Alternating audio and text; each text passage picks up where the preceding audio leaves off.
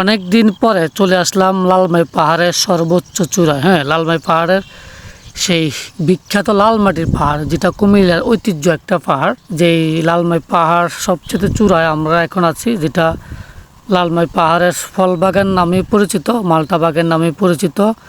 তার উপরে অনেক সুন্দর পরিপাটি সাজানো একটা গুছানো একটা কফি শপ। এখানে আসলে মোটামুটি আপনার নিরিবিলি একটা সময় কাটানো যাবে। এই লালমাই পাহাড়ের সর্বোচ্চ চূড়া এটা। যদিও আমরা আসছিল পয়লা বৈশাখে ঠিক দুপুরে।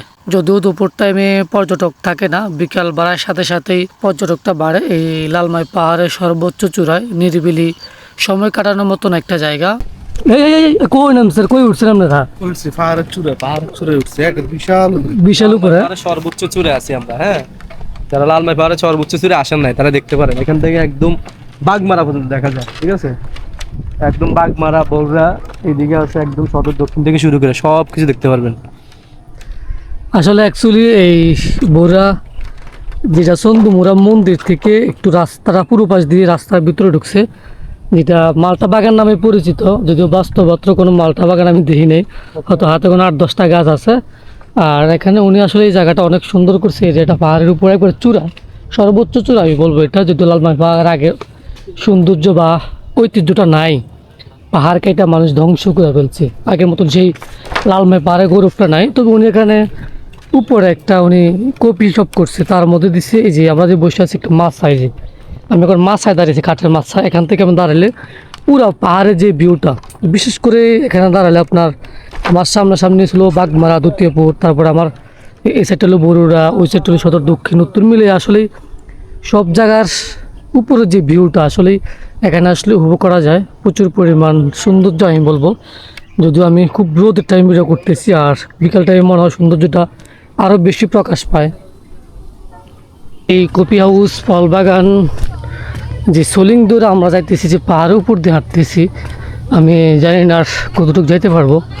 তবে পাহাড়ের এই সৌন্দর্য আপনাকে পাগল করে তুলবে।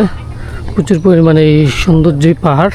আর বিশেষ করে এই লালমাই পাহাড় যারা পূর্বে চিনতেন বা আমরা যারা পরিচিত আছি এই কুমিল্লার লোকাল মানুষ, তারা অবশ্যই এই লালমাই পাহাড়ের বিশাল সৌন্দর্য আমরা মিস করতেছি। কারণ আমি বলবো যারা মাটি খেকু আছে, যে প্রচুর পরিমাণ পাহাড় কেটে পাহাড় দশ নামাই ওনারা মাটি বিক্রি করছে, তাদের জন্য আজকের এই লালমাই পাহাড় সৌন্দর্য বা বিলীন হওয়ার পথে। এই লালমাই পাহাড় ওনার এই যে কুড়েঘরটা আসলে অবশ্যই একটা সুন্দর। যদি পাহাড়ের উপরে উনি কফি হাউসটা করছে, অনেক সুন্দর, মোটামুটি পপুলার বা ফেমাস আমরা বলবো, যেহেতু ফলবাগান নামে পরিচিত জায়গাটা। আর বিশেষ করে অনেক সুন্দর সোলার সিস্টেম, এই প্রতি রাস্তায় চলার লাইট আছে রাতের জন্য। যেহেতু পাহাড়ি এলাকায় কারেন্টের প্রবলেম থাকে, তো এখানে আসলে মোটামুটি হয়তো আড্ডা দেওয়ার জন্য বেস্ট একটা অপশন হবে। বেস্ট আড্ডার জন্য, ফ্যামিলি আড্ডার জন্য আমি বলবো এখানে না আসাটাই বেস্ট হবে আপনার জন্য। সোহাগ ভাই এনো আয়সা বলতেছে দুনিয়ার শান্তি নাকি পাহাড়ে। সোহাগ ভাইকে বারবার পাহাড়ে টানে, উনি পাহাড় ছাড়া কোনো কিছুই বোঝে না। যদি কই সমুদ্র না, আমি পাহাড়ে। এই যে আরেক ব্লগার আছে, এই যে শরীফ ভাই ভিডিও কলে আছে। ঠিক আছে, এই যে শরীফ ভাই, এই যে শরীফ ভাই আছে ভিডিও কলে, ইনশাল্লাহ দেখা হবে। লালমাই ফল বাগানো আইসে আজ সুন্দর পাহাড়ও সোহাগ ভাই যাইতেই চাই না, যে ঠান্ডা আসলে ঠান্ডা আবহাওয়া, আসলে প্রচুর ঘুম। বিকেলবেলা তো আসলে প্রাকৃতিক বাতাসটি অন্যরকম অনুভূতি।